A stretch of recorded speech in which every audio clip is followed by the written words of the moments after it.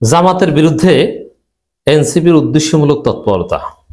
কেন এই উদ্দেশ্যমূলক কৃত্রিম তৎপরতা, এটা রহস্য উদ্ঘাটন করব এই আলোচনায়। এক সাবেক শিবির, বর্তমান এনসিপির সেকেন্ড ইন কমান্ড জনাব আক্তার হোসেন, অত্যন্ত ভদ্র ছেলে, শিবির করেছেন ঢাকা বিশ্ববিদ্যালয়, এরপরে ভিবি নূরের দল, সেখান থেকে নাগরিক কমিটি, সেখান থেকে এনসিপি নাগরিক পার্টি। তিনি জামাতের বিরুদ্ধে লিমিট ক্রস করা অসভ্য বক্তব্য দিয়েছে। সাবেক শিবির বলে জামাত তাকে ছাড় দেয়নি। জামাত আনুষ্ঠানিকভাবে কঠিন প্রতিবাদ জানিয়েছে এই সাবেক শিবির নেতা আক্তারকে। এনসিপির সদস্য সচিব আক্তার হোসেনের অসত্য, মন গড়া, উদ্দেশ্যমূলক বক্তব্যের তীব্র নিন্দা ও প্রতিবাদ জামাত ইসলামী। এখানে উদ্দেশ্যমূলক তৎপরতা চালাচ্ছে জামাতের বিরুদ্ধে। দেখেন এখানে এই উদ্দেশ্যমূলক তৎপরতা কি বলেছে, কি কতটুকু সত্য, এই আক্তারদের কথা আদৌ কেউ বিশ্বাস করে কিনা, তাদের কোনো রাজনীতি আছে কিনা, আসছে সেদিকে। তবে তার আগে বলি, আপনারা জানেন যে এনসিপি 3 দলীয় জোট গঠন করেছে। এই 3 দলীয় জোট যে কোনো নির্বাচনী জোট না, যদিও নির্বাচনী জোট বলা হচ্ছে, এটা দেখলেই স্পষ্ট। কারণ এই 3 দল মিলেও কোন ইউনিয়ন পরিষদের চেয়ারম্যান হওয়ার যোগ্যতা রাখে না, এদের কোনো ভোট নাই। রাষ্ট্র সংস্কার আন্দোলনে সারা বাংলাদেশে 1000 ভোট আছে কিনা আমি চ্যালেঞ্জ দিয়ে বলছি। রাষ্ট্র সংস্কার আন্দোলন নামের কোন দলের 1000 কর্মী যদি হাজির করে দেখাতে পারে, তখন আমাকে বলেন ওই 1000 কর্মীকে আমি খাওয়াবো, 5 স্টারে লাঞ্চ করাবো। তারা রাষ্ট্র সংস্কার একটা বুদ্ধিভিত্তিক প্ল্যাটফর্ম, কিছু মেধাবী লোক আছে এবং সংস্কার নিয়ে গবেষণা করে। আমি জানি হাসনাত কাইম সাহেব ওইভাবে পরিচিত লোক না, তাকে মানুষ চেনে না, কিন্তু সংস্কার নিয়ে কাজ করেন বা ক্রিয়েটিভ অনেক থট আছে তার, এবং রাষ্ট্রের মৌলিক অনেক কাঠামোগত সংস্কার নিয়ে অনেক দিন থেকে কথা বলেন, রিসার্চ পেপার পাবলিশ করেন বা সেমিনার করেন। কিন্তু এটা কিন্তু কোনো ভোট ভিত্তিক, জনভিত্তিক কোনো দল নয়, তাদের কোনো লোক নেই, 1000 লোকও নাই। আর এবি পার্টিও বুদ্ধিভিত্তিক একটা প্ল্যাটফর্ম। এবি পার্টিরও জনভিত্তি নাই। এবি পার্টির আছে ইন্টেলেকচুয়াল একটা উইং আছে, অথবা ইন্টেলেকচুয়াল নেসেসিটি আছে, ইন্টেলেকচুয়াল সিগনিফিকেন্স আছে। আর এনসিপির কিছুটা গণভিত্তি হাইপ ছিল, কিন্তু সেটা যে ম্রিয়মান হয়ে গেছে এটা স্পষ্ট। ছাত্র সংসদ নির্বাচনের মাধ্যমে ডাকসুতে সবচেয়ে বেশি ভোট পাবে এনসিপি, এটা ছিল তাদের একদম সহজ বিষয়, এবং ফুল কনফিডেন্স ছিল যে আর কোথাও জিততে পারি আর না পারি, ডাকসুতে আমরা জিতবো। কিন্তু সেখানে ডাকসুতে 1000 ভোটও পায়নি, মানে এনসিপিরও আসলে ভোট নাই। তাহলে তাদের রাজনীতি কি? এখন পর্যন্ত এই 3 দলীয় জোট, এদের রাজনীতি হচ্ছে ন্যারেটিভ নির্মাণের, কাউকে কারো বিরুদ্ধে বলা, কারো পক্ষে বলা, কাউকে খেয়ে দেয়া, কারো পেছনে লেগে থাকা, এই ধরনের রাজনীতি হবে তাদের রাজনীতি। ভোটের রাজনীতিতে বা ভোটের রাজনীতি বিষয়ে এখন পর্যন্ত তারা কিছুই করতে পারেনি, এটা হচ্ছে বাস্তবতা। তো দর্শক, এই জায়গায় বা ভোটের রাজনীতিতে তাদের স্পেশাল কিছু করার আকর্ষণও বা আগ্রহও নাই। তবে এটার একটা দিক তো আছে যে বিএনপি এবি পার্টি এবং এনসিপি কে চেয়েছিল, বিএনপির সাথে যায়নি, সেদিক থেকে জামাতের জন্য কিছুটা সুবিধা, এবং বিএনপি একটা ধাক্কা খেলো যে বিএনপি তাদের জোটে নিতে পারলো না। এখন বিএনপির জোটে গেল না, জামাতের জোটেও আসলো না, একটা ছোট্ট একটা জোট, আরো 2-1 ব্যক্তিভিত্তিক লোক আসবে।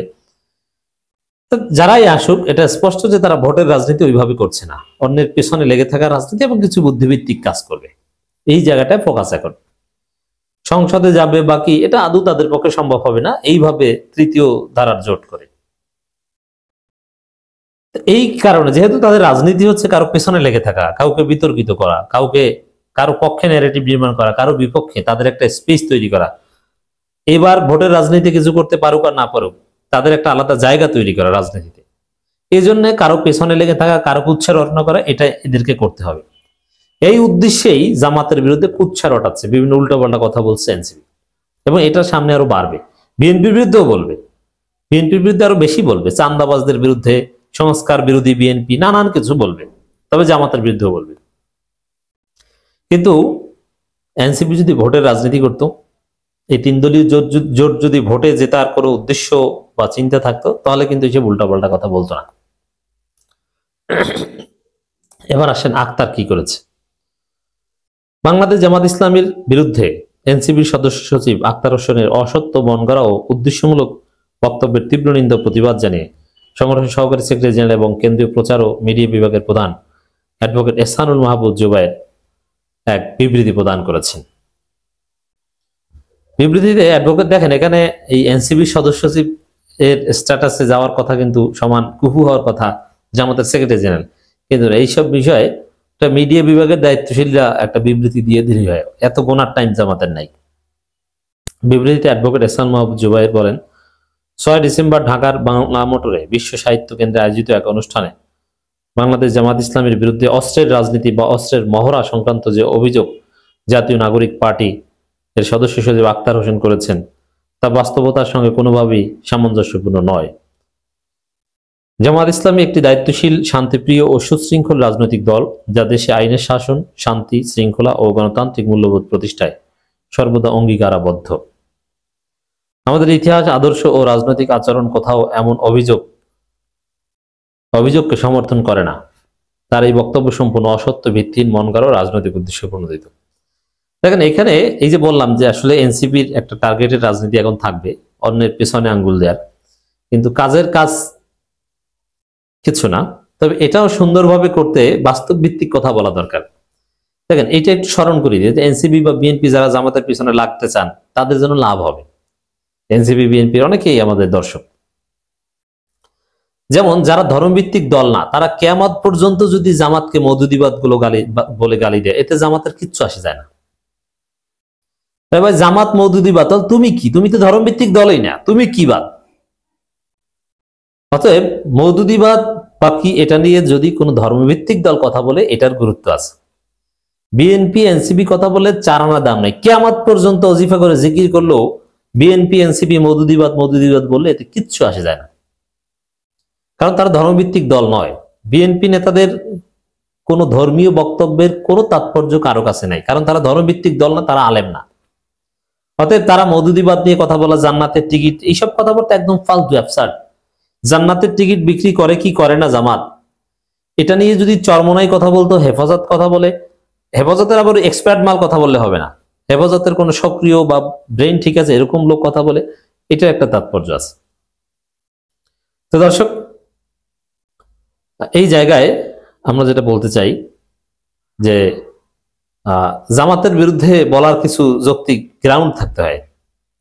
যেমন জামাত 1971 সালে কি করেছে এটা নিয়ে আপনি বলতে পারেন, কিন্তু জামাত অস্ত্রের রাজনীতি করে, এ ধরনের উদ্ভট কথা বলে এতে জনগণের উপর মোটেও প্রভাব পড়ে না। আর বর্তমানে আপনি এরকম কিছু বলেন যে জামাত ক্ষমতার ভার সইতে পারবে না, তারাও ফেসিস্টে উঠতে পারে, ভিন্ন মত সমালোচনা সহ্য করতে পারে না, এরকম কিছু যৌক্তিক সমালোচনা করেন। কিন্তু জামাতের কোথায় অস্ত্র দেখলেন? জামাতকে যদি বলে চান্দাবাজ, এটা হয়? এরকম আখতার বা বিএনপি যারাই সমালোচনা করে, সঠিক লাইনে সমালোচনা করলে কিছু উপকার আছে।